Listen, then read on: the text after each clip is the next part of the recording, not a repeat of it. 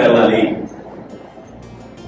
ఎక్కడికి వెళ్ళాలి అని ఈ వాక్యాన్ని మనం డివైడ్ చేసుకుంటే వెళ్తే, దేవుడు చెప్పినటువంటి విధానంలో అనేక మంది నశించుకోవాల్సినటువంటి వారి దగ్గరికి వెళ్ళాలి. బ్రాడ్ గారు మనకి గడిచినటువంటి ఈ 4 రోజులు ఆయన చెప్పింది కూడా ఇదే వాక్యం, దీని గురించే చెప్పాడు. మీరు వెళ్ళండి, సమాధానం పాత్రుని కనుగొనండి, వెళ్ళి వారికి వాక్యం చెప్పండి, శిష్యులుగా తయారు చేయండి అని చెప్పాడు. అయితే ఇక్కడ మనం గమనిస్తే why we have to go, because there are many people dying in the world. అనేక మంది లోకంలో నశించిపోతా ఉన్నారు. అందుకని దేవుడు ఏం చెప్పాడు, గో, వెళ్ళి వారికి ఈ మాటలు చెప్పండి అని వాక్యం సెలవిస్తుంది. సో లోకంలో పిల్లలు చాలా మంది దేవుడు కానటువంటి వారిని దేవుడు అని పూజిస్తూ ఉన్నారు. అందు నిమిత్తం వారు ఏమైపోతున్నారు, నశించి పోతా ఉన్నారు. చాలా మంది మనం గమనిస్తే చాలా మంది ఒక వెలుగుని దేవుడు అనుకుంటున్నారు. చాలా మంది వెలుగుని పూజిస్తా ఉన్నారు, కానీ వెలుగు దేవుడా కాదు. వెలుగు దేవుడు కానే కాదు. ఇక్కడ మనం చూస్తే God is light, God is light, but light is not God కదా. దేవుడు వెలుగై ఉన్నాడు కానీ వెలుగు దేవుడు కానే. కానీ లోకంలో చాలా మంది సూర్యుడు లేవగానే అది దేవుడని వెలుగుని ఏం చేస్తున్నారు, పూజిస్తున్నారు. కనుక వాళ్ళు పూజిస్తున్నారు కాబట్టి మన బాధ్యత ఏంటి, గో, వెళ్ళి మనం వారికి తెలియపరచాలి అది దేవుడు కానే కాదు అని. అందుకే మనం ఇక్కడ చూసుకుంటే మనం వెళ్ళి వారిని శిష్యులుగా తయారు చేయాలి. ఏ విధంగా అంటే తండ్రి యొక్కయు కుమారుని యొక్కయు పరిశుద్ధాత్మ యొక్క నామములో వారిని మనము శిష్యులుగా తయారు చేయాలని వాక్యం తెలుసు. When we start to ministry, we have our hands to do work. మనము ఎప్పుడైతే దేవుని పరిచర్య చేస్తామో ఆ పరిచర్యలో మనకి ఏముంది, హ్యాండ్స్, చేతులు ఉపయోగించి మనము పరిచర్య మొదలు పెట్టాలి. అంతే కదా. స్టార్టింగ్ ఏం చేస్తాం, మనం పరిచర్య తీరగానే ఏం చేస్తాం చెప్పండి, మారు మనసు కొంచెం కాడి నుంచి ఏం చేస్తాం, ఇక చేతులు మొదలు పెడతాం ఇక. అంతే కదా. అందరికి వందనాలు ప్రార్థన చేయండి. ఎవరి కోసం, నా కోసం, నా మినిస్ట్రీ కోసం. మనం ఎవరి దగ్గరికి వెళ్ళా చెప్పేది ఏంటి, pray for me, pray for my ministry. అంతేగా మనం చెప్పేది. ఆడికి వెళ్ళా నా పరిచర్య గురించి ప్రార్థన చేయండి. ఏం చేయాలి ఈ పరిచర్య గురించి ప్రార్థన, ఏ ఇంటెన్షన్ తో మనం అడుగుతున్నాం ఒకసారి ఆలోచించండి. చేతులు ఎత్తి వందనాలు చెప్పి ప్రే ఫర్ మై మినిస్ట్రీ. ఏది నీ మినిస్ట్రీ? మనం చెప్తాం లిస్టు, చర్చి కట్టాలి, రమ్ములు కొనాలి, రాసి ఇన్స్ట్రుమెంట్స్, వీటన్నిటి కొరకు నా మినిస్ట్రీ కోసం ప్రార్థన చేయండి అని మనము అడుగుతా ఉంటాం. కాబట్టి నేను ఈ ఉదయకాలము ఈ హ్యాండ్స్ నుంచి కొన్ని విషయాలు మీకు చెప్పాలనుకుంటా ఉన్నాను. Hands, HANDS. దీంట్లో ఉంది ఏంటంటే హెచ్ అనగా హార్ట్. దేవుని పరిచర్యలోకి మనం వచ్చినప్పుడు మన heart, make sure that your heart should be clean. ముందు నువ్వు దేవుని పరిచర్యలోకి వచ్చినప్పుడు నీ హృదయం ఎలా ఉండాలంట, ఎలా ఉండాలి, శుద్ధిగా ఉండాలి. చాలా మంది హృదయం శుద్ధిగా లేదు. Even though they are in the ministry but they don't have clean hearts. దేవుని యొక్క పరిచర్యలో ఉన్నారు కానీ శుభ్రమైనటువంటి హృదయం లేదు. నేను చాలా మంది చూసిన పాస్టర్లు వెళ్తూ ఉంటారు, పాస్టర్ ఎదురు వస్తూ ఉంటాడు, ఆయనకి ఇది గిట్టదు, అయినా కానీ ఆ వందనాలనే తిరిగి వెళ్తూ ఉంటాడు. మరి మీలో అలా ఉందో లేదో నాకు తెలియదు. చాలా మంది కొన్ని సందర్భాల్లో పాస్టర్ వస్తున్నాడు ఆ మీటింగ్ అంటే, ఆ వస్తున్నాడంటే అయితే నేను రాను. ఒక్కోసారి పొరపాటున వచ్చావంటే 2 సీట్లు ఉంటే ఆయన ఆడ కూర్చోన్నాడంటే నీకు ఇష్టం ఉండదు ఆడ కూర్చోడు. ఇట్లాంటి చాలా ఉంది. అంటే మన హృదయం ఎలా ఉంది, శుద్ధిగా లేదు. అందుకే యెరెమీయా గ్రంథంలో రాయబడింది కదా, చూడండి 17వ అధ్యాయం 9వ వచనంలో రాయబడింది. 17:9. హృదయం అన్నిటికీ మోసకరమైనది, అది ఘోరమైన వ్యాధి కలిగింది. చూడండి, దాన్ని గ్రహింపగలిగిన వాడు, హృదయం అన్నిటికంటే కూడా ఏమైందంట, మోసకరమైనది. అన్ని కూడా ఈ హృదయంలోనే ఉండేది, అన్ని కూడా ఈ హృదయంలోనే. యేసు ప్రభు ఒక చోట భోజనానికి కూర్చున్నాడు. కూర్చొని తన శిష్యులు కూడా వచ్చారు. అక్కడ శిష్యులు కూడా వచ్చి గబగబా వాళ్ళు కూడా కూర్చొని తినేసేస్తా ఉన్నారు. అక్కడ పరిసయ్యులు శాస్త్రులు అందరూ కూడా యేసు ప్రభు ఉన్నటువంటి స్థలంలో వాళ్ళు కూడా ఎవరు వాళ్ళు శాస్త్రులు పరిసయ్యులు ఖచ్చితంగా ఉంటారు. ఎందుకంటే ఆయన పాయింట్అవుట్ చేయడానికి, ఆయన చేసే ప్రతి పనిని కూడా వీళ్ళు ఇదేంటి చేస్తున్నాం అదేంటి చేస్తున్నాం అని ఆయన కూర్చోడానికి కంపల్సరీ వాళ్ళు కూడా ఉంటారు. యేసు ప్రభు భోజనాన్ని కూర్చున్నాడు, శిష్యులు కూడా వచ్చి గబగబా కూర్చొని తింటా ఉన్నారంట. అప్పుడు ఈ శాస్త్రులు పరిచయం లేచి ఆ బోధ కూడా ఇదేంటి ఈ శిష్యులు చేతులు కడుక్కోకుండా అన్నం తింటున్నారేంటి, ఇది మనకి పారంపర్య ఆచారము చేతులు కడుక్కోవడము, మరి ఎందుకని మీ శిష్యులు చేతులు కడుక్కోకుండా అన్నం తింటున్నారు ఏంది అని ఆయన అడిగినప్పుడు యేసు ప్రభు చెప్పినటువంటి స్వయంగా చెప్పిన మాట ఏంటంటే, మీరు వెలుపల నుంచి లోపలికి వెళ్ళేటువంటిది అపవిత్ర పరచదు గాని, అంటే బయట నుంచి ఏదైనా లోపలికి వెళ్ళినప్పుడు అది అపవిత్ర పరచదు గాని లోపల నుంచి బయటకు వచ్చేది అపవిత్ర పరుస్తుంది. ఏదైతే లోపల నుంచి బయటకు వచ్చేది ఏంటి, లోపల నుంచి బయటకు వచ్చేది ఏంటి, లోపల మన శరీరం నుంచి బయటకు వచ్చే ప్రతిదీ కూడా అపవిత్రమైనటువంటిది. ఇప్పుడు లోపల నుంచి బయటకు వచ్చేది అనగా హృదయంలో ఏదైతే ఉంటుందో అదే పెదాల నుంచి బయటికి, what ever in your heart which is coming out from through your mouth, అంటే ఈ హృదయంలో నుంచి బయటికి వచ్చి నోటి ద్వారా మాట్లాడేది, హృదయంలో లేదే బయటికి ఏది కూడా రాదు. అందుకని యేసు ప్రభు ఏం చెప్పాడంటే, నువ్వు బయట నుంచి తీసుకున్నది నిన్ను అపవిత్ర పరచదు గాని లోపల నుంచి వచ్చేది అది. ఇప్పుడు ఏమని చెప్పండి, హృదయంలో ఏమున్నాయి, హృదయంలో ఏమున్నాయి, దెయ్యాలు నివాసం ఉంటాయి, అంతే కదా. హృదయంలో దెయ్యాలు నివాసం ఉంటుంది, అసూయ ఉంటుంది, అక్రమమైన విషయాలు ఉంటుంది, అనేక మందిని చూసి ద్వేషించేటువంటి విధానంతో ఉన్నటువంటి మన హృదయంలో ఉంటా ఉన్నాయి. మరి ఇలాంటివి ఉన్నప్పుడు మనం ఎలా మన హృదయం క్లీన్ గా ఉంటుంది, ఎలా క్లీన్ గా ఉంటుంది? మనం చాలా సందర్భాల్లో మన పాస్టర్లమే, దేవుని సేవకులము, అభిషేకించబడినటువంటి వారము, దేవుని చేత నడిపించబడినటువంటి వారము, అనేక గిఫ్ట్స్ దేవుడు మనకి ఇచ్చాడు. అయినప్పటికీ కొన్ని సందర్భాల్లో మన హృదయము అన్క్లీన్ గానే ఉంటుందా, ఉండట్లేదా? దీనికి అగ్రి అయిన చేయొద్దాం. నేను ఆల్రెడీ అయితే నేను కూడా కొన్ని సందర్భాల్లో మన హృదయము చాలా అసూయతో ఉంటది, ద్వేషంతో ఉంటది. మనందరం చాలా మంది మీలో రికవరీ చేసి ఉంటారు, చేశారు కదా. రికవరీ అనే సబ్జెక్ట్ ఉంది, డాడీ గారు మనకి అది ఇంట్రడ్యూస్ చేశాడు. చాలా సందర్భాల్లో పాపం, ఇప్పుడు నేను ఇలా మాట్లాడినట్టుగా చాలా సందర్భాల్లో చర్చిల్లో ప్రసంగం చేస్తా ఉంటారు, ఆత్మీయంగా చేస్తా ఉంటారు, ఆత్మతో నింపబడినటువంటి వారుగా చేస్తా ఉంటారు, పాస్టర్ పరిశుద్ధాత్మతో నింపబడినట్టుగా చేస్తా ఉంటారు. ఎవరైనా ఒక పిల్లవాడు చెప్తున్నాడు మాట్లాడుతూ ఉంటే ఎంత పరిశుద్ధాత్మతో ప్రసంగం చేస్తున్నా కానీ వచ్చానంటే పరిశుద్ధాత్మతో మాట్లాడుతూనే పిల్లవాడి ఎడతారు కదా. ఇదేముంది, ఇప్పుడు ఏమైంది, ఏమున్నట్టు హృదయంలో వాక్యంతో పాటు ఏముంది, కోపం అనేటువంటిది ఉన్నది కదా, యాంగ్రీ వచ్చేసేస్తుంది. మరి దేవుని సన్నిధిలో ఉన్నప్పుడు మనకు కోపం రావాలా? పాపం రాదు. దేవుని సన్నిధిలో చాలా జెంటిల్ గా మనం సాత్వికంగా మనము దేవుని యొక్క వాక్యము చెప్పాలి. అంటే నీ హృదయం దేనితో నింపబడింది?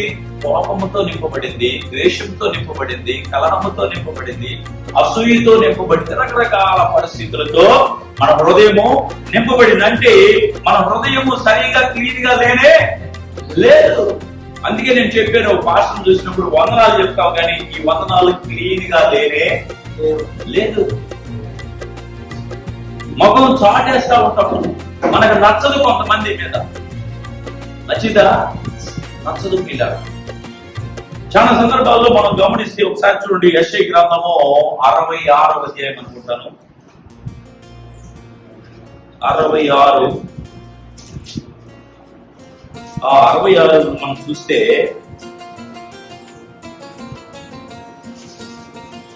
మూడవ వచనంలో రాయబడింది, ఎద్దును వధించువాడు నరుని చంపు వాని వంటి వాడే. చూడండి, ఎద్దును వధించువాడు ఎలాంటి వాడంట? నరుని చంపు వంటి వాడంట. ఎద్దుని వధించేవాడు నరుని. ఎద్దుని ఎవరికి వధిస్తున్నారు? కృతజ్ఞతలతో దేవునికి బలిస్తున్నారు కదా, బలిస్తారు. పాత మందులు మనం చూస్తే కృతజ్ఞత, దేవుడు ఏదైనా మేలు చేసినప్పుడు మనం థ్యాంక్స్ గివింగ్ అని దేవునికి కొంతమంది గొర్రెని, కొంతమందిని ఎద్దుని, కొంతమంది అయితే కోళ్ళని రకరకాలుగా వధిస్తారు దేవుడి కోసం. ఇక్కడ ఎద్దుని వధించువాడు నరుని చంపు వంటి వాడే అని రాయబెట్టాడు. ఇప్పుడు మనం దేవుడు చేసిన మేలుకి ఇదిగో నేను పెద్ద ఎద్దు వంటి, ఎద్దు అంటే బాగా బలంగా ఉంది కదా, ఎద్దు వంటిది నువ్వు దేవునికి ఇచ్చేవనుకో, పెద్ద కానుక దేవునికి ఇచ్చేవనుకో, అదే మంచి కొవ్వినటువంటి పొట్టేలు ఇచ్చేవనుకో, నువ్వు నరుని చంపినటువంటి వాడివే అని తెలియపరుస్తుంది.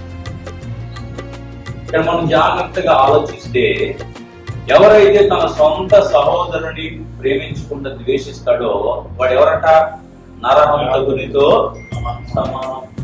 నరహంతకునితో సమానం. మనం సొంత సహోదరుని అంటే సహోదరుని మనం ప్రేమించకపోతే, ద్వేషిస్తే వారు నరహంతకులతో సమానం అని వాక్యం చదివిస్తుంది. అంటే ఇప్పుడు నువ్వు ఎద్దు లాంటిది నువ్వు దేవునికి వధించినా, ఎద్దు లాంటి కృతజ్ఞతతో నువ్వు ఆయనకి కానుక ఇచ్చినా అది దేవుడు అంగీకరించట్లేదు. కారణం ఏంటంటే నీవు నీ సహోదరుని ద్వేషిస్తున్నావు, ప్రేమించడం లేదు. అందుకే అది నువ్వు నరహంతకుడిగా మారిపోతుంది అది ఇచ్చినా కానీ. నేను ఎందుకు చెబుతానంటే ఈ విషయము, మన హృదయము సరిగా ఉండటం లేదు, క్లీన్ గా ఉండటం లేదు. కనుక ఈ హ్యాండ్స్ లో మొదటిది ఏంటంటే, హ్యాండ్స్ లో హెచ్ అనగా హృదయం, హార్ట్. ఈ హార్ట్ ని మనం ఏం చేసుకోవాలా? శుద్ధి చేసుకోవాల్సినటువంటి వారమై ఉన్నాము. కాబట్టి you should love, you should mercy on people. ఈ ప్రజలను మనం ఏం చేయాలంట? ప్రేమించాలి. వాళ్ళ మీద కనికరం మనము చూపించాలి. ఎప్పుడు చూపిస్తావంటే నీ హృదయము శుద్ధిగా ఉన్నప్పుడు మాత్రమే. నీ హృదయం ఎప్పుడు శుద్ధిగా ఉంటుంది అంటే యేసు ప్రభుని నీ హృదయంలో పరిపూర్ణముగా చేర్చుకున్నప్పుడు మాత్రమే. యేసు ప్రభుని పరిపూర్ణంగా చేర్చుకోకపోతే మన హృదయంలో మన హృదయం 100% క్లీన్ గా ఉండనే ఉండదు. అందుకే make sure when you go to ministry, make sure your heart should be clean. అంటే దేవుడి పరిచర్యలో ఉన్నప్పుడు మొదటిగా నీ హృదయం నీవు శుద్ధిగా ఉంచుకోవాలి, క్లీన్ గా ఉంచుకోవాలి. ఎప్పుడైతే నువ్వు క్లీన్ గా ఉంచుకుంటావో ఆటోమేటిక్ గా దేవుడు నీకు అన్ని కూడా సహాయం చేస్తాడు. రెండో విషయం ఏంటంటే యాక్షన్. ఈ హస్తంలో హ్యాండ్స్ లో హెచ్ అనగా హార్ట్, ఏ అనగా యాక్షన్. యాక్షన్ అంటే ఇది, యాక్షన్ అంటే క్రియలు. మన క్రియలు సరిగా ఉండాలి. How many years we have thought, ఎన్ని సంవత్సరాల నుంచి మనము బోధిస్తున్నామో, ఎన్ని సంవత్సరాల నుంచి మనము ఆ బోధ వింటున్నాము దేవుని గురించి. చాలా సందర్భాల్లో మనం వింటూనే ఉన్నాం. How many times you use the opportunity to share gospel. ఎన్నిసార్లు నువ్వు దేవుడు ఇచ్చినటువంటి అవకాశాన్ని ఉపయోగించుకొని దేవుని సువార్త ప్రకటిస్తూ ఉన్నావు. మనం ఆలోచించాలి ఎన్నిసార్లు ఉపయోగించుకున్నాం. అంతేకాకుండా do not let another opportunity go by without acting. మరొకసారి దేవుని యొక్క అవకాశం ఇచ్చినప్పుడు నువ్వు యాక్టింగ్ చేయకుండా దాన్ని విడిచిపెట్టద్దు. ఒకసారి అంట ఒక అతను ఉద్యోగం కోసము వెతుకుతున్నాడు. జాగ్రత్తగా వినండి. నేను కూడా రెస్పాండ్ అయితే యాక్టివ్ గా ఉండే, మౌనంగా ఉంటే తప్పుగా ఉంది. సో ఉద్యోగం కోసం ఎదుగుతా ఉంటే పేపర్ లో ఒక ఆర్టికల్ వేశారట. పలానా జూలో జంతు ప్రదర్శనశాలలో ఉద్యోగం ఉన్నది, దయచేసి మీరు అప్లై చేసుకుంటే మీరు అర్హులైతే ఉద్యోగం ఇస్తామని వేయగానే ఒక అతను అప్లై చేశాడట. అప్లై చేయగానే ఆయన వెళ్ళగానే ఆయన చూసి మంచి హైట్ ఉన్నాడు, బాగున్నాడు, చూసి ఓకే నీకు ఉద్యోగం ఇస్తాము, రేపు రా, ఏం చేయాలో చెప్తా ఉన్నారట. ఎక్కడది? జంతు ప్రదర్శన శాలలో. సో ఈయన తెల్లారి రెడీ అయ్యి వెళ్ళాడట. వెళ్ళిన తర్వాత లోపలికి తీసుకెళ్ళాడట. తీసుకెళ్లి చెప్పారంట, నువ్వు ఏ ఉద్యోగం చేయాలంటే ఇది జంతు ప్రదర్శనశాల. రోజు అనేక మంది ప్రజలు వచ్చి అన్నిటిని చూసి వెళ్తా ఉంటారు. అయితే ఇంతకు ముందు మాకు ఒక చింపాంజీ అనేటువంటిది ఒకటి ఉంది, అది చనిపోయింది. కాబట్టి దాని ప్లేస్ లో ఒక గుడ్డలు వేసుకొని ఆ చింపాంజీ లాగా బొమ్మలో ఉండి నువ్వు వచ్చిన వాళ్ళందరికీ షేక్ హ్యాండ్ ఇవ్వాలి, వచ్చిన వాళ్ళందరినీ హత్తుకోవాలి, వచ్చిన వాళ్ళందరినీ నువ్వు మురిపించి నవ్వించి అందరినీ కవించి ఆనందింపజేయాలి. ఇదే నీ ఉద్యోగము, చేయగలవా అంటే ఆయనకి ఏ అవకాశం లేక చేస్తానన్నాడు, ఒప్పుకున్నాడు. ఇలా సో ఆయనకి ఆ డ్రెస్ ఇచ్చారు. ఆ డ్రెస్ వేసుకోగానే ఇప్పుడు ఎలా ఉన్నాడు ఆయన? మనిషి ఏం మారాడు? ఎలా మారాడు? చింపాంజీలాగా అయ్యాడు. మనుషులకి ఒక్కరు యాక్ట్ చేయమంటే 10% చేయమంటే 100 దాటిపోయింది చేయటం. యాక్టింగ్ చేయడంలో మన తర్వాత ఎవరైనా సరే కదా. సో ఇప్పుడు ఆయన చింపాంజీ దుస్తులు వేసుకొని చింపాంజీ కంటే ఎక్కువ చేస్తాడు. చింపాంజీలు ముద్దు పెట్టి కదా వీళ్ళు పెడతాడు. అవకాశం కదా వచ్చిన వాళ్ళందరినీ కౌగిలించుకోమంటే ఇంకేమైనా వాడేసుకుంటాడు. అంటే ఏది దానికంటే ఎక్కువ యాక్టింగ్ మనుషులు చేయగలరు కనుక చేస్తున్నాడు. ఒకసారి చేస్తా ఉన్నాడంట. చేస్తా యాక్టింగ్ చేస్తా అందరూ నవ్విస్తా గోడ మీదకి ఎక్కి ఆ నుంచి ఏదో దూకి డాన్స్ చేద్దామని గోడ ఎక్కాడు. ఎక్కి వెళ్ళి కాబట్టి కాలు జారి పులి ఉన్నటువంటి బోన్లో పడిపోయాడు. టైగర్ సూత్రం అంటే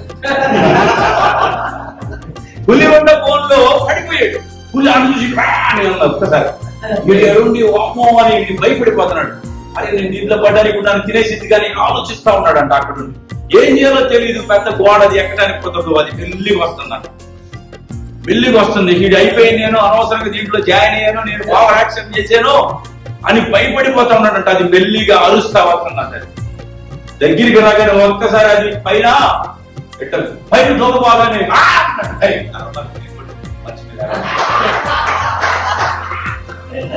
ఒక్కసారి ఈ పులి ఒక్కసారి దూకబోగన్నాడు. అరిచాడు. నేను కూడా మనిషిని చూడండి యాక్షన్ అనేటువంటిది ఎలా ఉంటుందో. యాక్షన్ దేవుడు మనకి అనేక రకాలుగా గిఫ్ట్ ఇచ్చాడు. పిల్లలు దేవుని పరిచర్యలో వాడబడటానికి దేవుడు అనేక విధాలుగా ఇచ్చాడు. కొన్ని సందర్భాల్లో మనం ఏడే కూర్చుంటాం, వాళ్ళే రావాలి కానీ వాక్యం ఏం చెబుతుంది? గో వెళ్ళు అని చెప్తుంటే మనం ఏడే కూర్చొని వాళ్ళు నా దగ్గర రావాలి. దేవుడు మనం యాక్షన్ ఉపయోగించుకొని క్రియలు ఉపయోగించుకొని అనేక మందిని మనం ఏం చేయాలా మార్చడానికి మనము ప్రయత్నం చేయాలి. చూడండి జేమ్స్ యాకోబు పత్రిక 2వ అధ్యాయము 17వ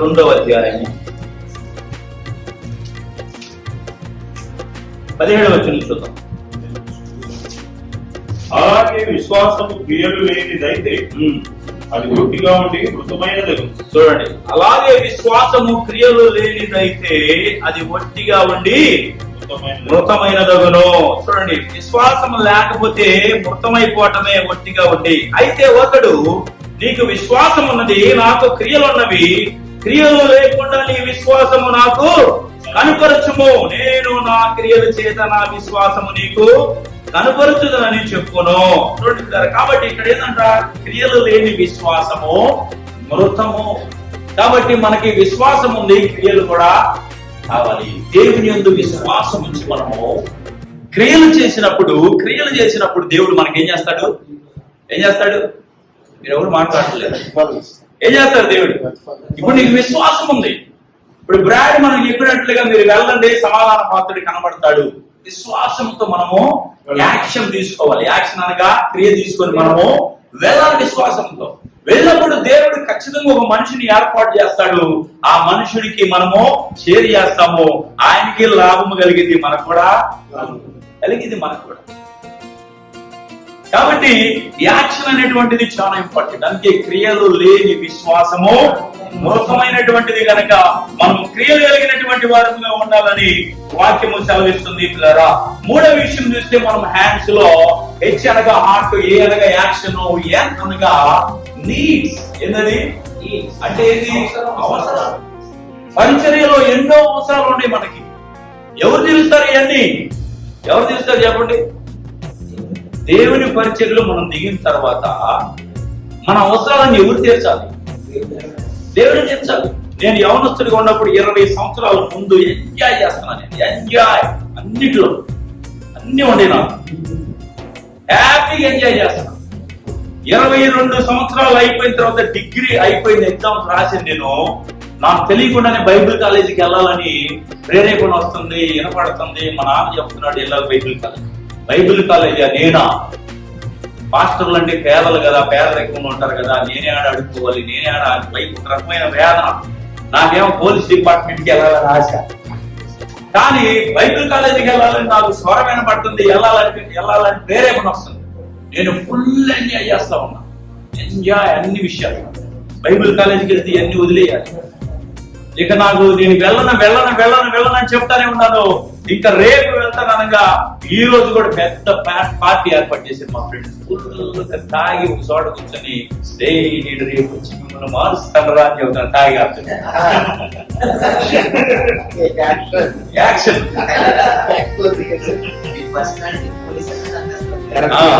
అయితే ఇప్పుడు తగ్గిపోయాడు బాగా. అయితే అట్లా తాగిన తెక్కలు కూడా వాళ్ళు చెబుతున్నట్ట. అయితే తెల్లారి నేను పిలుచుండగా, నేను మీకు చెప్పకూడదు కానీ చెప్పాలా, ఒక అమ్మాయిని నేను 17 సంవత్సరాల నుంచి ప్రేమిస్తాను. 17 సంవత్సరాల నుంచి. ఆ అమ్మాయికి జాబ్ వచ్చింది, బీఈడి టీచర్. అయితే నేను ఈ రోజు వెళ్ళిపోవాలి, అక్కడికి ట్రైన్ ఎక్కి చెన్నై వెళ్ళాలి, హైదరాబాద్ ఎక్స్ప్రెస్ ఎక్కి 9:30 10 గంటలకు వచ్చింది. సరే నేను మా ఇంటి పక్కన మా ఫ్రెండ్ దగ్గరికి వెళ్ళాను. వెళ్ళి వెళ్తున్నానని చెప్పడానికి వెళ్ళేసరికి ఆ అమ్మాయి ఆడికి వచ్చింది. నాకు తెలియదు అసలు.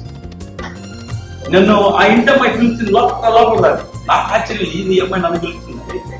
సరే నేను లోపలికి వెళ్తే వెళ్ళి గట్టిగా కౌగులించుకుని నన్ను పెళ్లి చేసుకుంటావా లేదా.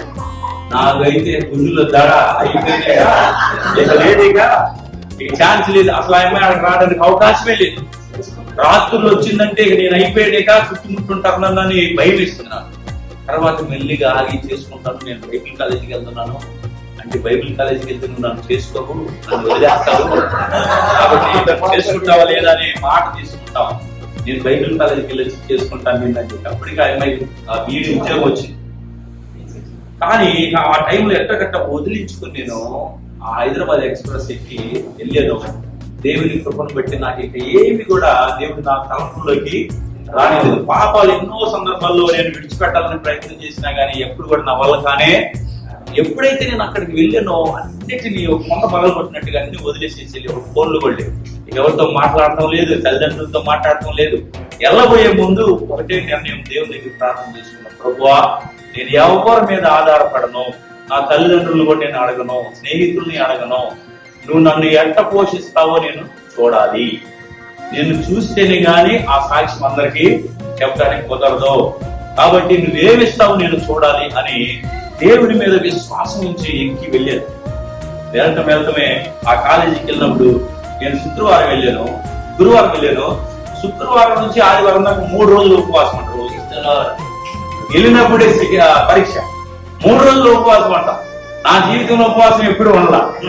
నాకేమో ఆటలు అవుతుంది, ప్రభా ఏంది ఈ శ్రమ నాకు అనగానే అక్కడున్న లెక్చరర్కి ఎవరు 3 చపాతీలు తెచ్చారంట. ఆ రోజు ఆయన కింద తలుచుకోలేదు. ఆయన నేను ఆ రోజు ఆకలి అవుతుందని, ప్రభా ఏంది నా పరిస్థితి ఏందని చెప్తా ప్రార్థన చేస్తామన్నా. ఆయన వచ్చి ఇదిగో 3 చపాతీలు నువ్వు తిని ఈ రోజు పర్వాలేదు అన్నారు. అంటే అక్కడి నుంచి స్టార్ట్ అయింది నాకు. దేవుడు అక్కడి నుంచి ఇక్కడ వరకు కూడా అనేక దేవుడు చేశాడు. నేను ఎందుకు చెబుతానంటే, దేవుని కొరకు మనం విశ్వాసంగా నిలబెడతాడా, దేవుడు మన కొరకు నిలబడి అన్ని కూడా సహాయము చేస్తాడు. హల్లెలూయా. కాబట్టి విశ్వాసం చాలా ఉండాలి. మనకు అనేక విధాలుగా నీడ్స్, నేను ఎందుకు చెబుతానంటే ఈ మాట, నీడ్స్ చాలా ఉంటే మనకి పరిచయం. సో నేను నా ఎంజాయ్మెంట్స్ వదిలిపెట్టాను. 17 సంవత్సరాలు ప్రేమించిన అమ్మాయిని వదిలిపెట్టా. ఆ అమ్మాయికి ఉద్యోగం ఇప్పుడు బీఈడి టీచర్. ఆమె చేసుకుంటే హ్యాపీగా ఉండేది నా జీవితం.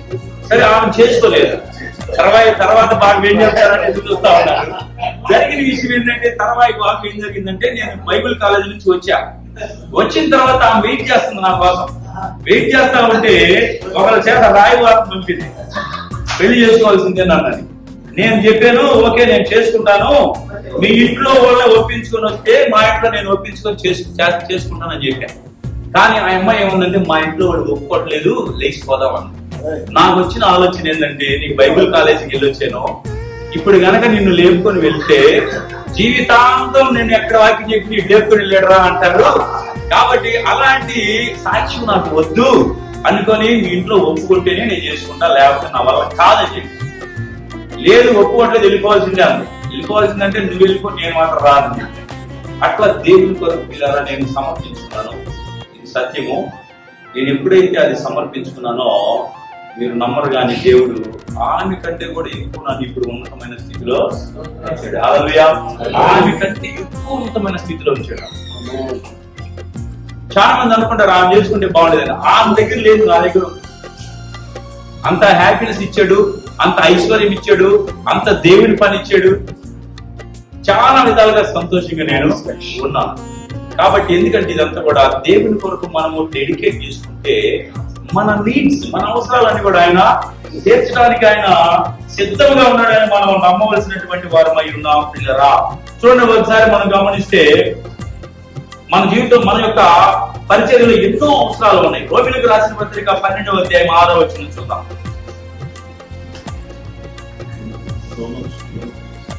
మనం అనుగ్రహింపబడి కృప చొప్పున 12:6 వేరెవరి కృపావరములు కలిగిన వారమై ఉన్నాము కనుక ప్రవచించిన వారమైతే విశ్వాస పరిమాణం చొప్పున ప్రవచించుము, పరిచర్య అయితే పరిచర్యలోను, బోధించువాడైతే బోధించుటలోను, హెచ్చరించువాడైతే హెచ్చరించుటలోను పని కలిగి ఎందుము. చూడండి, పని కలిగి దేని వల్ల ఇదంతా కూడా దేనివల్ల చెప్పండి? మనకు అనుగ్రహింపబడిన కృప చొప్పున. దేవుడు మనందరికి కృప చొప్పున రకరకాల గిఫ్ట్స్ ఆయన ఇచ్చాడు, కృపావరములు ఇచ్చాడు మనకి. ఇప్పుడు మనము వాటి యందు పని కలిగి ఉంటే దేవుడు మన అవసరాలన్నీ కూడా ఒక్కో విధాన్ని ఉపయోగించుకుంటే దేవుని పని కొరకు ఆయన మన అవసరాలు తీరుస్తాడా లేదా? ఖచ్చితంగా తీరుస్తాడు. దేవుడు నమ్మదగిన దేవుడు. ఈ లోకములో దేవుని పేరట వచ్చి నిలబడి పరిచయం చేసే ప్రతి ఒక్కడికి, ఇంక్లూడింగ్ బ్రాడ్ తో సహా, ఎవరో ఒకరు సహాయము. బ్రాడ్ ఆయన సొంత డబ్బులు పెట్టుకుని రాక, మిషనరీస్ ఎవరు వచ్చినా సరే సొంత డబ్బులు పెట్టుకుని ఎవరు రారు. వాళ్ళు అక్కడ ఏం చేస్తారు? రైస్ చేసుకుంటారు వాళ్ళు దేవుని పరిచయం. కాబట్టి ఎవరైనా దేవుని నామంలో నిలబడితే వారికి దేవుడు ఎవరో ఒకరి ద్వారమో తెరిచి దేవుని పనిని స్థానంగా చేయడానికి సహాయం చేస్తాడు. కాబట్టి మనకున్నటువంటి కృపావరం మనం ఉపయోగించుకొని దేవుని పని కొరకు వాడబడితే మన అవసరాలు దేవుడు తీరుస్తాడు. హల్లెలూయా. నేను ఇంకొక విషయం చెప్పి మిమ్మల్ని బలపరచాలనుకున్న దీంట్లో, మాకు చిన్న ఇల్లు, ఆ ఇంట్లో ఎలుకలు, పందికొక్కులు, బల్లులు, గబ్బిడాలు అన్నీ ఉంటాయి. వాటితో పాటు మేము కూడా జీవించాలి. ఒక్కోసారి ఆనందం అంటే పైనుంచి ఇసిగిరాలు, బల్లి ఏరగడం, 5 ప్లేట్లు పడిన దినాలు కూడా. అదే ఇంట్లో బ్రాడ్ నాన్న ఒక వారం రోజులు కొనుక్కున్నాడు అదే ఇంట్లో. సో నేను ప్రార్థన చేస్తా ఉన్నా, ప్రభువా ఏంది ఇట్లా ఎన్ని సంవత్సరాలు నీ చిత్తం అయితే ఎట్టే ఉన్నాయి, మాకేం అభ్యంతరం లేదు. ఒకవేళ నీ చిత్తంలో ఇలాగే ఉండాలని ఉంటే నో ప్రాబ్లం, ఉంటా వాడే అని ప్రార్థన చేస్తా ఉన్నా. సో నాకు ఒక ఫ్రెండ్స్ ఉన్నారు కెనడా నుంచి, వాళ్ళు వచ్చారు. వాళ్ళు కూడా అదే ఇంట్లో 2 వారాలు ఉన్నారు, ఒకసారి ఇంకొకసారి 10 రోజులు ఉన్నారు. తర్వాత నేను చిన్న ఆర్ఫనేజ్ స్టార్ట్ చేశాను. నేను మిమ్మల్ని బలపరచడం కోసమే చెబుతున్నాయి మాట.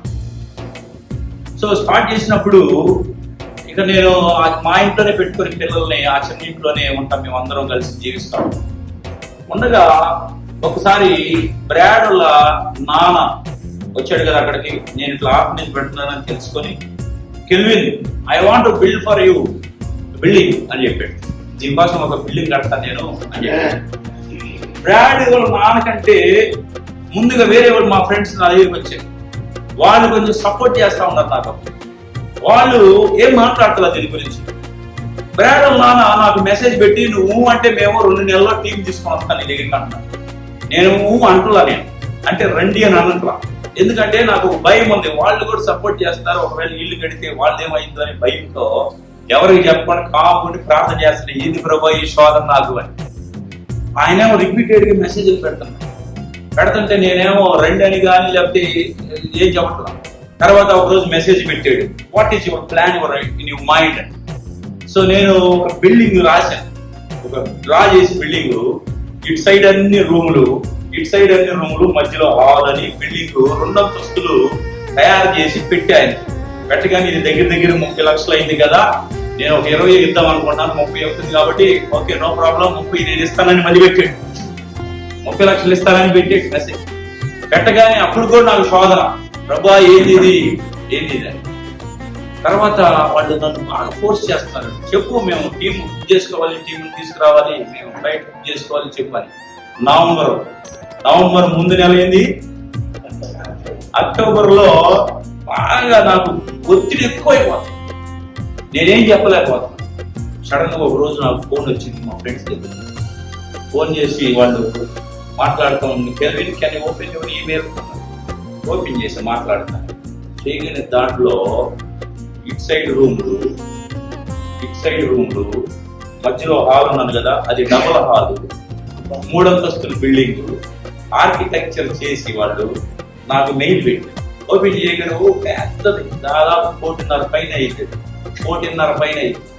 పెద్ద బిల్డింగ్ స్ట్రక్చర్ అంతా వేసి ఉంది. అడిగారు ఎవరి కోసం ఇదని. Kelvin we're building for you అన్నారు. ఈ కోసం మేము కడుతున్నాం అన్నారు. హల్లెలూయా. ఇక్కడేమో 30 లక్షల శోధన, ఆడేమో 1.5 శోధన. ఎటు వెళ్ళాలి చెప్పండి. ప్రార్థన చేసుకున్న ప్రభా ఏంటంటే ఎమ్మటే ఇక బ్రాడ్ నాకు మెసేజ్ పెట్టాను, brother somebody want build house for me, you can use that money to somebody. ఎవరికైనా కానీ నువ్వు 30 లక్షలు వాడండి, నాకు వేరే వాళ్ళు ఇస్తానన్నారని చెప్పగానే బ్రాడ్ వాళ్ళ నానైతే అసలు చాలా సంతోషించి, we know Indian mindset, భారతీయుల యొక్క మైండ్ సెట్ మాకు తెలుసు. You can easily cheat me, take that money. నువ్వు ఈజీగా నన్ను చీట్ చేసి ఎందుకు ఆ బిల్డింగ్ కట్టుకున్నాను, ఈ 30 లక్షలు కూడా తీసుకుని అందులో వేసుకుని నేను కట్టుకునేవాడు కదా. కానీ నేనేం చెప్పానంటే ఇది మీరు వేరే వాళ్ళకి ఇవ్వండి, నాకు ఆల్రెడీ వేరే వాళ్ళు ఇస్తున్నారని చెప్పగానే వాళ్ళు చాలా సంతోషించారు. కానీ నేను ఎందుకు చెప్తాను ఈ మాట, మనం నమ్మకంగా ఆడైతే ఉండి దేవుడిని అడుగుతామో దేవుడు దానికంటే కూడా ఎక్కువ ఇవ్వడానికి ఆయన సిద్ధంగా ఉన్నాడు. హల్లెలూయా. సో అప్పటి నుంచి పిల్లరా ఇప్పుడు దాకా కూడా దేవుడు ఎన్నడూ కూడా విడిచిపెట్టలేదు, దేవుడు సహాయం చేస్తున్నాడు. కారణం ఏందో తెలుసా, స్టార్టింగ్ స్టెప్ నేను తీసుకున్నాను ఏంటంటే, దేవా నన్ను నువ్వు ఏ విధంగా పోషిస్తావో నాకు తెలీదు, నేను ఎవరిని కూడా ఏమీ అడగను, ఏదో విధంగా నీవే నాకు సహాయము చేయాలి. ఈ రోజు కూడా నేను ఏ ఫారినర్ని కూడా నాకు అలా అందేని అడగల, ప్రార్థన చేసుకుంటామంటే దేవుడి వాళ్ళతో మాట్లాడి నాకు ఏది అవసరం అది ఇవ్వడం జరిగింది. దాదాపు 250 మంది పైగా వచ్చి ఉంటారు మా ఇంటికి. లండన్, అమెరికా కానీ లేదా కెనడా కానీ ధ్యానం చేసి ఎవరిని ₹1 అడగండి, ₹1 కూడా అడగండి. ఆ పరిస్థితి చూసి నాకు ఏది కావాలని దేవుడి వారి ద్వారా సహాయము చేసి. కారణం ఏంటంటే మన డెడికేషన్ షుడ్ బి కరెక్ట్. మనం ఎప్పుడైతే దేవునికి సమర్పిస్తామో అది బాగా చక్కగా ఉండాలి, నమ్మకంగా ఉండాలి. అప్పుడే దేవుడు ఆటోమేటిక్ గా అన్ని కూడా ఆయన మనకి సమకూర్చాడు. అందుకే నిన్న బ్రాడ్ గారు చెప్పాడు కదా, seeking for the Kingdom of God and his righteousness and all things shall be added to you.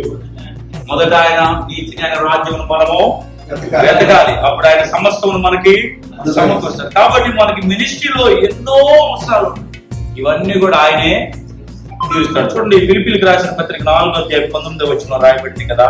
ఫిలిప్పీలకు రాసిన పత్రిక, దేవుడు తన ఐశ్వర్యం చొప్పున క్రీస్తు యేసునందు మహిమలో ప్రతి అవసరమును తీర్చును. మన ప్రతి అవసరము దేనిలో తీరుస్తాడు? ఆయన మహిమ ఐశ్వర్యంలో ఆయన మనకు తీరుస్తాడు ప్రతి అవసరం. ఎందుకంటే మనము ఆయన పని చేస్తున్నాం, ఆయన ఎన్నుకున్నాడు మనం చేయాలని కదా. కాబట్టి ఆయనే సహాయం చేయాలి మనకి, ఆయనే ద్వారాలు తెరవాలి మనకి. ఆయన నమ్మిన వారిని ఎన్నడూ కూడా ఆయన విడిచిపెట్టాడు. కాబట్టి ఆయన చిత్తములో మనము ఉంటే పిల్లరా, ఆయన మనకి అన్ని కూడా ఇక్కడ రాయబడింది. యోహాను రాసిన సువార్త 15వ అధ్యాయంలో మనం చూడొచ్చు, నా యందును మీరు, మీ యందు నేను ఉన్న ఎడల అది మనం ఆయన యందు ఉంటే, ఆయన మన యందు ఉంటే ఇక మనకేది లోపం. నేను పాస్టర్ రామని చెప్పాను, ఈ మీటింగ్ ముందు రాయ అని చెప్పాను. రామని చెప్తే అతను ఆల్రెడీ చెన్నై కూడా వచ్చాడు సార్. రావయ్య అంటే ఆయన అన్నాడు, వచ్చిన తర్వాత నేను ఎవరి పేరు చెప్పాలి, నాకు రూమ్ ఇస్తారా, నాకు అన్నం పెడతారా అన్నాడు. నేను అన్నాను, యేసు ప్రభు బోట్లో శిష్యులు ఉంటే వాళ్ళకి ఏమన్నా పొదువు ఉండిద్దా? పొదువు ఉండిద్దా ఏమన్నా? ఆయనే చూసుకుంటాడు కదా అన్ని. మరి నువ్వు వెళ్తుంది ఏడకయ్యా, అవన్నిటిని నువ్వు అడుగుతున్నావు కాబట్టి ఇక రావాల్సిన అవసరం లేదులే అని చెప్పి.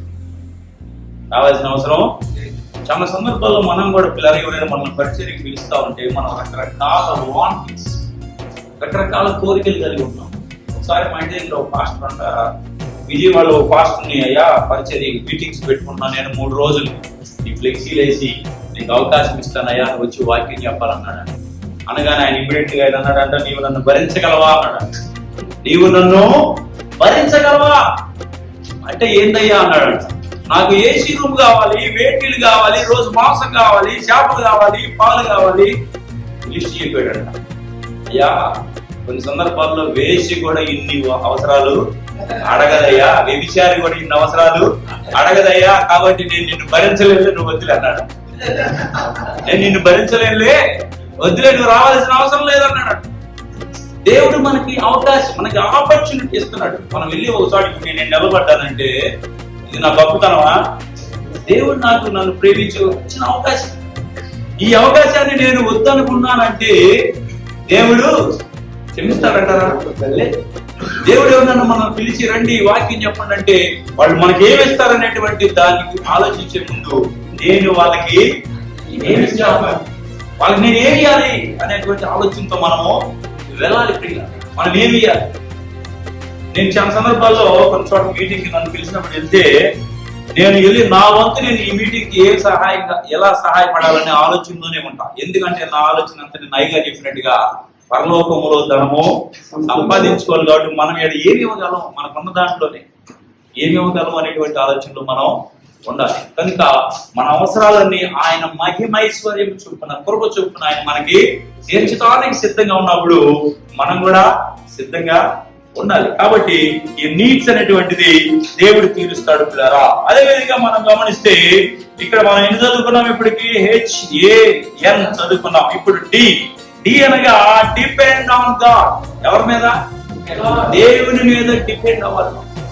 ఎవరి మీద డిపెండ్ అవుతాం మనం? కొన్ని సందర్భాల్లో మనుషుల మీద డిపెండ్ అవుతున్నాం. మనుషుల మీద డిపెండ్ అవుతాం, దేవుని మీద డిపెండ్ అవ్వలేకపోతున్నాం. మనం మీద ఎక్కడికి వెళ్ళినా సరే ఆ మనిషి మీద ఈ మనిషి మీద డిపెండ్ అవుతున్నాం, కానీ దేవుని మీద అవ్వట్లేదు. We need to depend on God's power to help us. దేవుని యొక్క శక్తి మీద మనము డిపెండ్ అవ్వాలి. దేవుడు మన సహాయం చేయాలని ఆయన చెప్పుకొని మనం బయలుదేరాలి. అంతేగాని అక్కడ నా కోసం ఒక మనిషి ఉండాలని మనం ఆయన మీద కనుక నమ్మి వెళ్తే ఆయన కనపడు. పాస్టర్ అంట అమెరికాలో ఇంకో ఆయన తోటి చాటింగ్ చేస్తా ఉన్నాడు. చేస్తా ఉంటే ఆయన ఏం చేశాడంటే, ఓకే నేను వస్తాను. ఈయన అడుగుతున్నాడు, నేను వస్తాను. ఆయన ఏమంటాడు, సరే రా అన్నాడు. నువ్వు వస్తానన్నావుగా, రా అన్నాడు. సరే ఈయన వెళ్ళాడంట. పాపం ఈయన చార్జీలు పెట్టుకుని వెళ్ళాడు. వచ్చేటప్పుడు అమౌంట్ వేసుకుని వద్దామని వెళ్ళి ఎయిర్పోర్ట్ లో ఉంటాను అక్కడికి వచ్చి అన్నాడు అన్న. ఈయన పాపం అడావిడికి వెళ్ళాడు, బ్యాగులు గిగ్గులు తీసుకుని అక్కడికి వెళ్ళి ఎయిర్పోర్ట్ లో దిగగానే దిగిన కాడ నుంచి 1 రోజు అయిపోయింది రాలా, 2 రోజులు అయిపోయింది రాలా, 3 రోజులు అయిపోయింది రమ్మన్న ఆయన. ఇప్పుడు ఎవరి మీద ఆధారపడి వెళ్ళాడు? మనిషి మీద ఆధారపడి. చాలా సందర్భాల్లో మనం ఎవరి మీద ఆధారపడి వెళ్తాం. అయ్యా నాకు డబ్బులు అవసరం, నువ్వు రేపు ఇస్తావంటే ఖచ్చితంగా ఇస్తానంటాడు. ఆయనకు అవసరం వెళ్ళేదానికి ఆయన చేతులు ఎత్తాడు, నా దగ్గర లేవు. సో మనం మనుషుల మీద ఆధారపడినప్పుడు జరిగేటువంటి పనులు ఇవి. కానీ దేవుని మీద, దేవుని శక్తి మీద మనం ఆధారపడితే దేవుడు మనకు సహాయము చేయగలిగినటువంటి దేవుడు. చూడండి, మనం యెరెమీయా గ్రంథం 17వ అధ్యాయము 5వ వచనం చూద్దాం.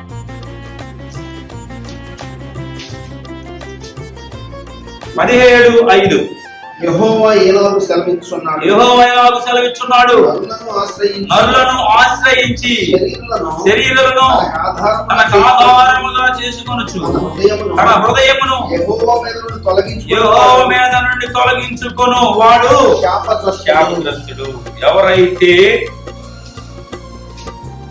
ఎవరైతే మనుషుల్ని ఆశ్రయిస్తారో వాళ్ళు ఏం చేస్తారంట? మనుషులని ఆశ్రయించి శరీరులను తనకు ఆధారముగా చేసుకొనుచు తన హృదయమును యెహోవా మీద నుండి తొలగించుకొని వాడు శాపగ్రస్తుడు. చాలా మంది యెహోవా మీద నుంచి తొలగించుకుంటా ఉన్నారు. మనుషులందరూ చేసే పని అదే. మనకు బాగా తెలుసు, ఐగుప్తు దేశంలో ఇశ్రాయేలు ప్రజలు వేదనలతో, కష్టాలతో, దుఃఖంతో, బానిసత్వంలో ఎదుర్కొన్నప్పుడు దేవుడు వాళ్ళని విడిపించాలని వాళ్ళని బయటికి తెచ్చి ప్రపంచంలో జరగనటువంటివి, ఎవరు చేయలేనటువంటివి మహా గొప్ప అద్భుతాలు దేవుడు వారికి చేయలేదా? సముద్రము చీలిపోవటం ఏంటంటే, అసలు సముద్రము 2 పాయలుగా అవటం ఏంది? చరిత్రలో ఎక్కడ ఉందా ఇది కాకుండా? ఉన్నదా?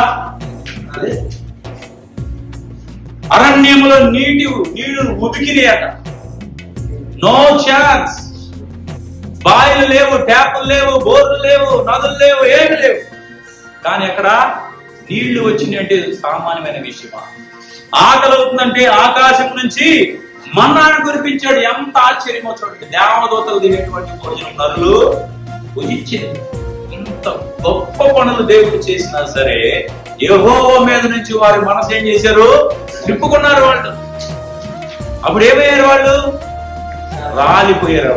ఇక్కడ అరణ్యంలో రాలిపోయి, ఎవరైతే దేవుని మీద నుంచి మనసు తొలగించుకొని మనుషుల మీద ఆధారపడతారో వారు శపించబడినటువంటి వారు అవుతారు. కాబట్టి మనం దేవుని మీదే ఆధారపడి ఉండాలి. దేవుని మీదే మనం విశ్వాసం ఉంచాలి. దేవుని మీదే మనం ఆశ్రయం కలిగి ఉండాలి. చూడండి, సామెతల గ్రంథం 3వ అధ్యాయము. సామెతల గ్రంథము 3వ అధ్యాయము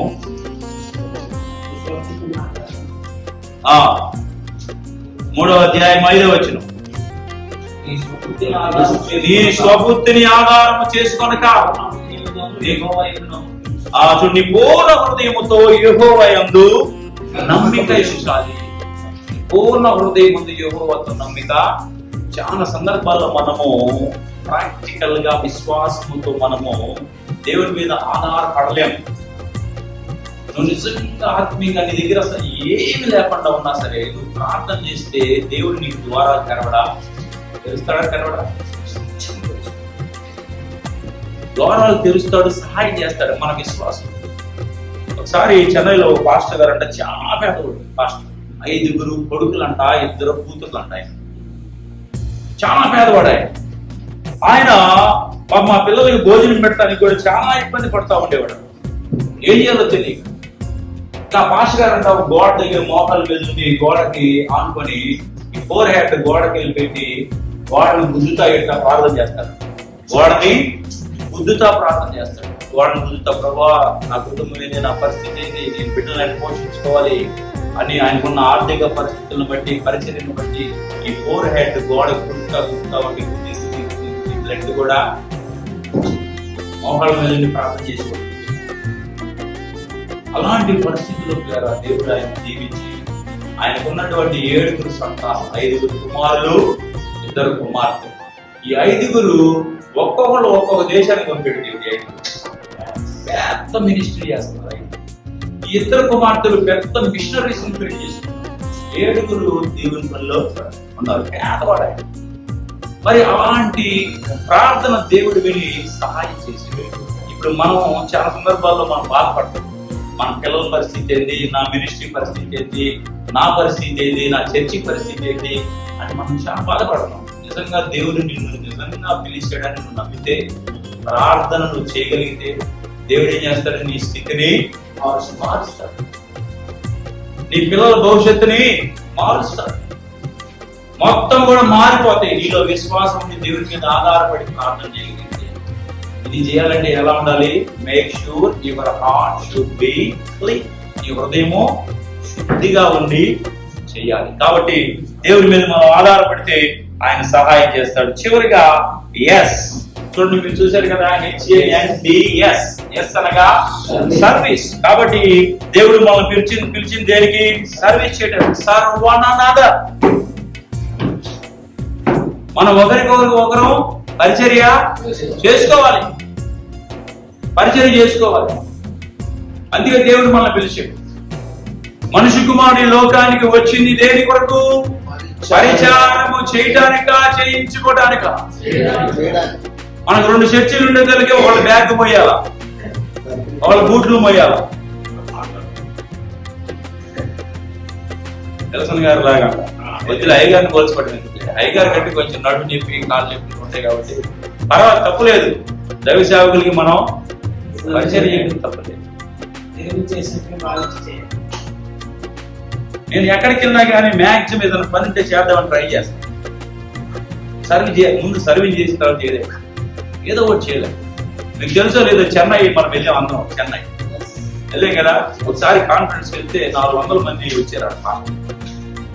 అందరూ ఎంజాయ్, బాత్రూమ్కి వెళ్తున్నారు, వస్తున్నారు, ఇవి పనులు చూస్తున్నారు. బాత్రూమ్ నిండిపోయి పాడైపోతాం.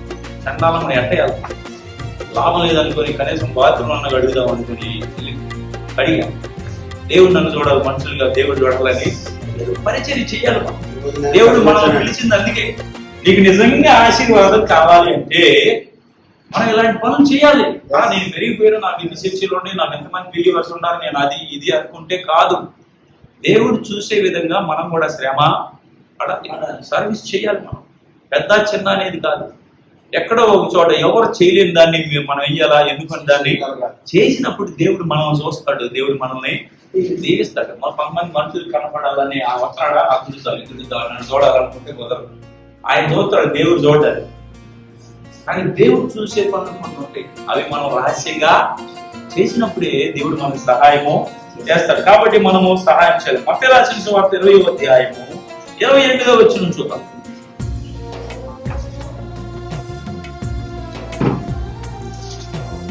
20:28 అలాగే మనిషి కుమారుడు పరిచారము చేయించుకున్నట్టుకు రాలేదు గాని పరిచారం చేయుటకు అనేకులకు ప్రతిగా విమోచన క్రయధనంగా తన ప్రాణమును నిచ్చుటకును వచ్చెనని చెప్పెను.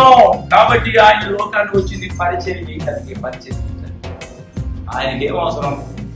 గొప్ప దేవుడు, సృజించగలిగిన దేవుడు, సృజించగలిగిన దేవుడు. అలాంటి దేవుడు వెళ్ళి కాళ్ళు కడిగాడంటే ఆయన మానవుడిగా ఉండి పరిచర్య కూడా చెయ్యాలి, ఒక మాదిరి చూపించాడు. కాబట్టి మనము పరిచర్య చేసే విషయంలో ఎప్పుడు కూడా విడిచిపెట్టడానికి వీల్లేదు. గలతీయులకు రాసిన పత్రిక 5వ అధ్యాయము 13వ వచనం చూద్దాం. గలతీయులకు రాసిన పత్రిక. సహోదరులారా, మీరు స్వతంత్రులుగా ఉండుటకు పిలువబడితిరి. అయితే ఒక మాట, ఆ స్వాతంత్ర్యమును శారీరక క్రియలకు హేతువు చేసుకొనక ప్రేమ కలిగిన వారై ఒకరికొకడు దాసులై ఉండుడి. చూడండి, ప్రేమ కలిగిన వారై ఒకరికొకడు దాసులై ఉండుడి. ప్రేమ కలిగి ఒకరికొకడు దాసులై ఉండాలి. ఒకసారి ట్రైన్ లో పాస్టర్ గారు మీటింగ్స్ కి వెళ్తున్నాడు. పాస్టర్ గారు జాతీయ మీద పాస్టర్ గారు మీటింగ్ కి వెళ్తున్నాడు. ఎక్కడో సువార్త కూటాలు ఏర్పాటు చేస్తే అక్కడికి ట్రైన్ లో వెళ్తున్నాడు. రిజర్వేషన్ కూడా కాదు. మళ్ళీ వెళ్ళగానే పాపం ఆయనకి ఆ బెంచ్ ఒకటి ఉంది, ఎవరు రాలేదు అక్కడికి. వెళ్ళగానే బ్యాగ్ గాడి పెట్టి తలకి పెట్టుకొని పడుకున్నాడే. పడుకున్నాడంట, మీటింగ్కి వెళ్తున్నాడు. ఈలోపు ఎవరో గబగబా ఒక స్టేషన్ లో ఎక్కారు వేరేవాడు. ఎక్కి ఆడకి వెళ్తే ఆయన లేవుతారు, రయా లే మేము కూడా కూర్చుంటామంటే నేను ముందు వచ్చి నేను పడుకోరు, మీరు ఇప్పుడు వచ్చింది అంటున్నాడు పాస్టర్ గారు. వాళ్ళేమయ్యా మేము నుంచోబో లేకపోతున్నాం, కూర్చుంటామయ్యా, కాళ్ళు కాడ మీ అంటే పడుకో, ఇంకో పక్క పోగి అంటున్నాడు. పక్క పోగి అని చెప్తున్నాడు. సరే వాళ్ళు ఏం చేస్తారు బాబు, ఆడ కింద కూర్చున్నారు, కూర్చోలే. తర్వాత ఇక ఆయన వెళ్ళిపోయారు. ఇక మీటింగ్కి వెళ్ళాడంట. ఆ మీటింగ్ లో వాక్యం చెబుతున్నాడు, నిన్ను వలే నీ పొరుగు వారిని. ఆ ట్రైన్ లో వచ్చిన వాళ్ళు కూడా అదే మీటింగ్ అంటే వచ్చింది పాపం. ఆ ట్రైన్ లో వాళ్ళు కూడా అదే మీటింగ్ వచ్చారు. సాయంత్రానికి ఆ మీటింగ్ లో చేపలుగా కనపడి నిన్ను వలే నీ పొరుగు వారిని ప్రేమించంటారంట. ట్రైన్ లో ఆ బెంచ్ దగ్గర కాలగాడే కూర్చొని ఈయన ఈ వాక్యం చెబుతున్నాడు అని వాళ్ళు తర్వాత వెళ్ళి కలిసారంటే ఇక మనకి ఎటువంటి చెప్పండి ఎలా ఉంటది అది. చూడండి, ఇక్కడ అంత బెంచ్ ఎంత బెంచ్ ఉంది. కనీసం ముడుచుకొని ఆయన కాళ్ళు కాడని కూర్చొని వచ్చు కదా. అంటే క్రియలు లేని క్రియలు లేవు. ఒకసారి అంట అక్క చెల్లెలు కాదు, ఇరుగు వాళ్ళు ఇద్దరు ఆడవాళ్ళు ఒకే చర్చికి వెళ్ళి దేవుడిని పదే ఆరాధిస్తారు. ఇద్దరు బైబిల్ తీసుకుని ఇద్దరు వెళ్తారంట చర్చిలోకి, ఆరాధిస్తారు. బాగా పొలం పనికి వెళ్తారంట వాళ్ళు. ఒక ఆమె ఏమో కొంచెం పేద ఆమె, వాళ్ళ ఆయన బాగా తంతా ఉంటాడు డబ్బులు సరిగి, ఇంకో ఆమెకు బాగా ఇస్తాడు డబ్బులు వాళ్ళ ఆయన. అయితే ఈమె కూడా పనికి వెళ్తా ఉంటది. ఇద్దరు కలిసి పొలానికి వెళ్ళారు. వెళ్తే ఉదయాన్నే లేచి వెళ్ళాలి కదా. పాపం వాళ్ళ ఆయన డబ్బులు లేదు, ఆమె వండుకోవాలి. ఒక ఆమె ఇంకో ఆమెకు డబ్బులు ఇచ్చేదానికి 5 అంతస్తులు పెట్టుకుని వెళ్ళిందంట. 5 అంతస్తులు అంటే ఇది ఆ క్యారేజ్ 5 అంతస్తులు పెట్టుకుంది పొలానికి వెళ్తాను. ఇక వెళ్ళారంట, ఇద్దరు వెళ్ళారంట. ఏం అంతస్తు తీసుకెళ్ళమని నీ వెళ్ళి పని చేసేది ఉత్తర ఎండలో 1 గంట అయిందంట. పని ఆర్టికి చేతులు కట్టుకుని వచ్చారు. సహోదరులు కదా, సరే ఈ విధంగా ప్రేమ చూపించిందని ఆమె కూడా చేయి కట్టుకుని వచ్చిందంట. వస్తే ఒక చెట్టు కింద కూర్చొని ఇక ఓపెన్ చేసి 5 అంతస్తులు ఓపెన్ చేసి ఒక దాంట్లో కూర, ఒక దాంట్లో అన్నం, ఒక దాంట్లో పెరుగన్నం, ఇంకో దాంట్లో ఏం పెట్టుకుని వచ్చి 5 ఆమె పెట్టుకొని కమ్మలు తింటే మాటలు చెబుతుందంట. ఆమె చూసి చేయి కడుక్కు వచ్చింది పాపం. చూసి ఆమె ఏమందంటే, అమ్మ వాక్యం ఈ విధంగా చెబుతుంది, నిన్ను వల్ల నీ పొరుగు వారిని ప్రేమించమని చెబుతుంది కదా అన్నదంట. ఆ మాట ఎమ్మటి ఇచ్చిన ఆపేసేసి ఆమె ఏమన్నా తెలుసా, ఆమె కూడా వాక్యంతో తిడుకుందామని తెలుసా, నీ పొరుగు వారిని ఏది కూడా నీవు ఆశించకూడదు. చూడండి, వాక్యాలతో ఈ విధంగా సర్వీస్ చేసుకోకుండా ఈ విధంగా తెచ్చుకునే తినాలి. కాబట్టి మనం సర్వీస్ చేయటానికి మనం ఏదైతే నిజంగా సర్వీస్ చేసి మనం మన పొరుగు వారిని మనం ఆదరిస్తామో దేవుడు కూడా మనల్ని ఆదరిస్తాం. ఆ సత్యం మనలో ఉండాలి. దాన్ని మనము నమ్మాలి. యోహాను రాసిన సువార్త 12వ అధ్యాయం చివరిగా 26వ వచనం చూద్దాం. 12:26. ఒకడు నన్ను సేవించిన ఎడల నన్ను వెంబడింపవాలి. అప్పుడు నేను ఎక్కడ ఉంటునో అక్కడ నా సేవకుడును ఉండును. చూడండి ఏం రాయబడింది? ఒకడు నన్ను సేవించిన ఎడల నన్ను వెంబడింపవలెను, అప్పుడు నేను ఎక్కడ ఉందును అక్కడ నా సేవకుడును ఉండును. ఒకడు నన్ను సేవించిన ఎడల నా తండ్రి అతన్ని ఘనపరచును. చూడండి ఏం చేస్తాడంటే తండ్రి అతన్ని ఘనపరుస్తాడు. కనుక తండ్రి ఇప్పుడు యేసు ప్రభు ఎక్కడ ఉన్నాడో అక్కడ మనం ఉండాలంటే మనం ఏం చేయాలా? సేవించాలి. మనం సేవిస్తున్నామంటే మనం ఏం చేయాలా? ఏం చేయాలి చెప్పండి? మనం ఒక నిజంగా దేవుడిని సేవిస్తూ ఉన్నామంటే మనం ఏం చేయాలి? ఆయన వెంబడిస్తున్నామంటే ఆయన్ని పోలి మనము నడుచుకోవాలి. యేసు ప్రభు దగ్గర 5 అంతస్తులు ఉంటే ఆయన తింటాడా? ఎదురులకు ఇస్తాడా?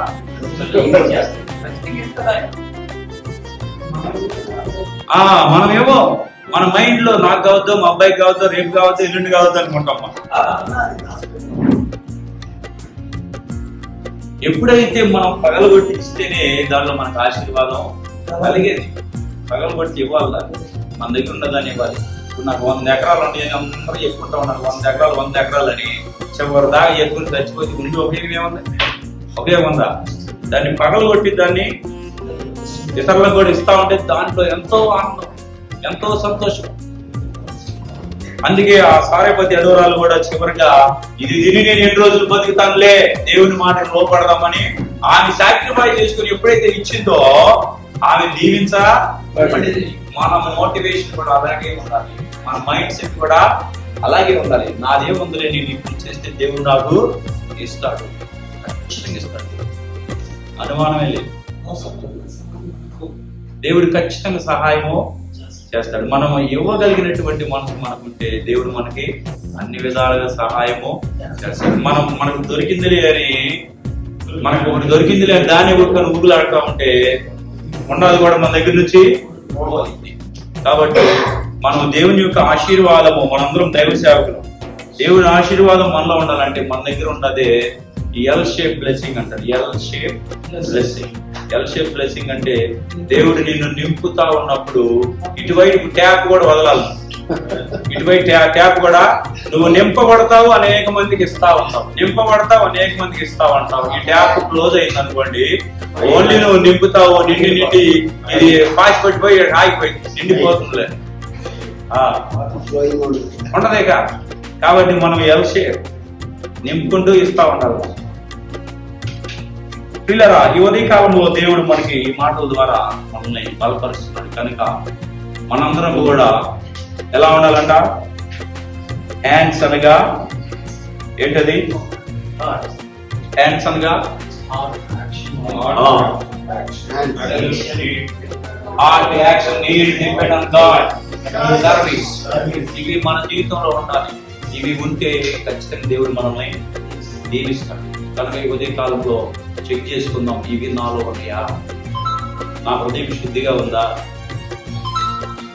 లేదా అని మనం చెక్ చేసుకుంటే పిల్లరా, ఈ మొదటిది కనుక శుద్ధిగా ఉంటే, మొదటి కనుక సరిగా ఉంటే అన్ని జరుగుతాయి మన జీవితంలో. అది మెయిన్ ఇంపార్టెంట్. అది ఒక్కటి ఉంటే చాలు. కాబట్టి హ్యాండ్స్ ఉపయోగించేటప్పుడు వందనాలు జరగవాలి, హృదయపూర్వకంగా వందనాలు చెప్పాలి. మనం ఆయనకి మన మీద కోపం ఉండగానే మనకు మాత్రం ఎట్టి పరిస్థితిలో ఉండకూడదు.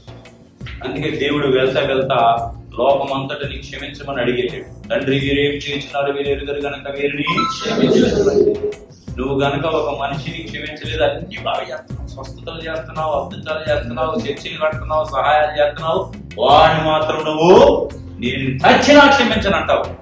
ఇక వాడి ద్వారా నువ్వు పరలోకాన్ని పోగొట్టుకుంటావు. అంతే.